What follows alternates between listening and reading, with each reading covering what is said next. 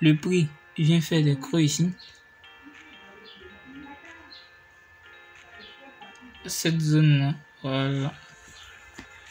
Bon, là, il n'a pas touché la zone des 80 chez le stochastique, donc on ne le met pas. Donc, on va attendre que le prix vienne retester ici. On peut longer comme ça. Voilà. Je fais en sorte de prendre toutes les mèches. Également, on voit que le prix, à ce niveau-là, est venu faire un nouveau truc. On aurait pu faire un truc comme ça. Donc, on voit que à partir de là, une fois que j'ai mis là, je vois que le prix est revenu ici. J'aurais pu prendre encore également là, mettre ça sur le prochain creux. Voilà. Et puis break even. Également là, on voit que on a formé un nouveau, etc., etc. Ici aussi, on avait formé.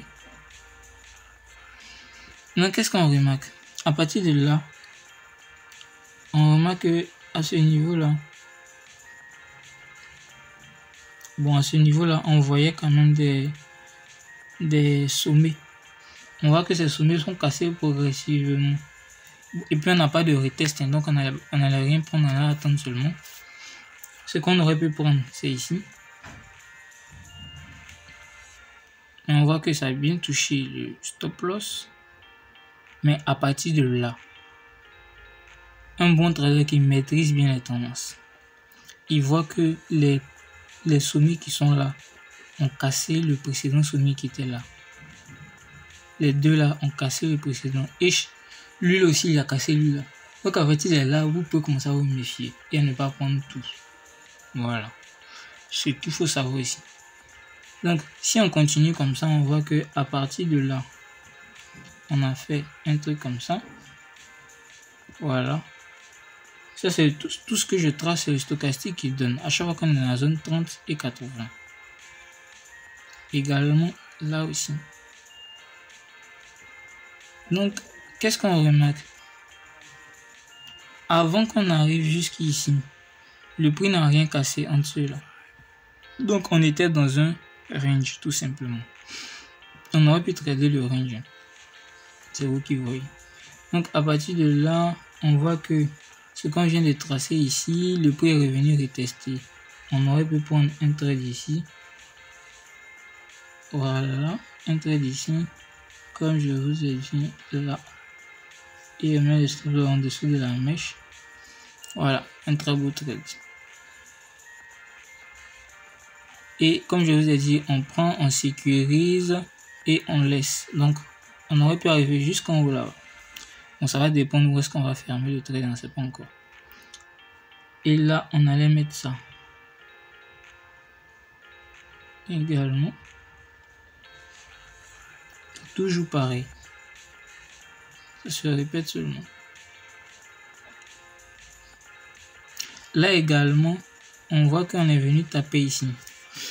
On aurait pu dire qu'on est dans une tendance. On aurait pu dire qu'on est dans une tendance baissière. Donc là, on aurait pu commencer à se méfier. Mais après, on a cassé. Donc, on dégage nos soupçons et puis on continue tout simplement. Également, là, on aurait pu placer un très beau truc ici. Si on continue comme ça, également, on aurait pu tracer un très beau truc ici. Ok. Donc, où est-ce que le prix est revenu? Le prix a failli revenir ici, mais il n'est pas revenu, donc on laisse tomber. Mais quand on regarde le stochastique, il est revenu dans la zone des 25, donc on peut tracer un truc ici aussi. Dans la zone des 30, on peut tracer un truc ici, et puis on attend. On voit que le prix est revenu jusqu'en bas ici. Pour former une mèche, on aurait pu prendre le trade. Le trade allait se placer ici, stop loss ici, et le take profit à ce niveau-là. Et là encore, on aurait pu se méfier pour ne pas prendre ce trade parce qu'on remarque qu'on a un sommet qui est plus bas que le précédent sommet et on est dans une tendance baissière. Et à partir d'ici, on voit qu'on a un creux plus bas que le précédent creux. Donc là, on aurait pu se méfier. Mais on voit qu'actuellement, ce n'est pas le cas. On continue également. On voit que ce qu'on a fait ici, si on le prolonge, le prix vient taper ici. Donc on aurait pu prendre ce trade là également. Donc c'est comme ça marche. Comme vous voyez, c'est comme un escalier. À chaque fois, on prolonge nos lignes. Si le prix est venu taper, c'est cool. S'il n'est pas venu taper, calme. Donc on voit qu'on aurait pu prendre tout ça. Tout ce trade là. Là également, on aurait tracé. Et j'aimerais vous interpeller sur quelque chose également. Vous voyez, bon, on va supprimer simplement cette bougie qui est là. Dans une tendance haussière, il faut que le prix casse les différents sommets.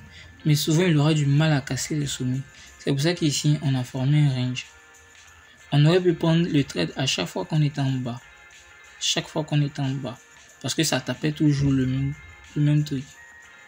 Ce qu'on remarque encore, c'est que il n'a pas voulu casser en fait. Il a formé une longue mèche. Ça, faut pas avoir peur. Faut avoir peur seulement si on casse un plus bas dans une tendance haussière. Ça veut dire que là, on est dans une tendance baissière. On s'apprête à faire une tendance baissière.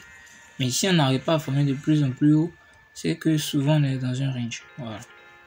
Donc, le prix est venu taper ici. On aurait pu prendre ce trade là. Voilà.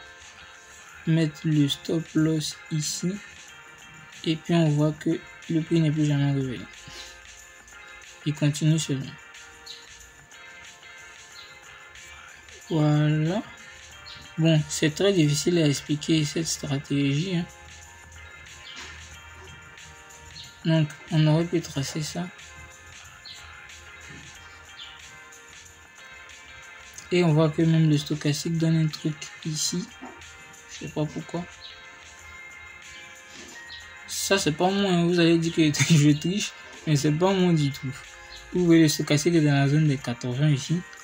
Donc, on trace tout simplement. On voit que le prix est venu taper ici. On prend. On allait prendre ça aussi. Le prix est également venu taper ici. On aurait pu prendre tout ça. Et c'est ça le NFP. Voilà. NFP, c'était toute cette bougie là. Environ 200 pips en l'espace de 15 minutes. C'était hallucinant. Donc, on aurait pu prendre ce trade là. On voit bien les mèches.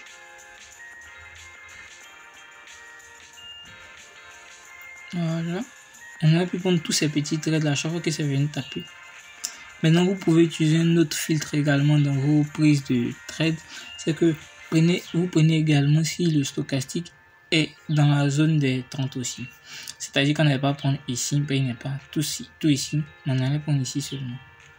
Voilà. Donc, vous voyez qu'il y avait vraiment beaucoup de choses à exploiter.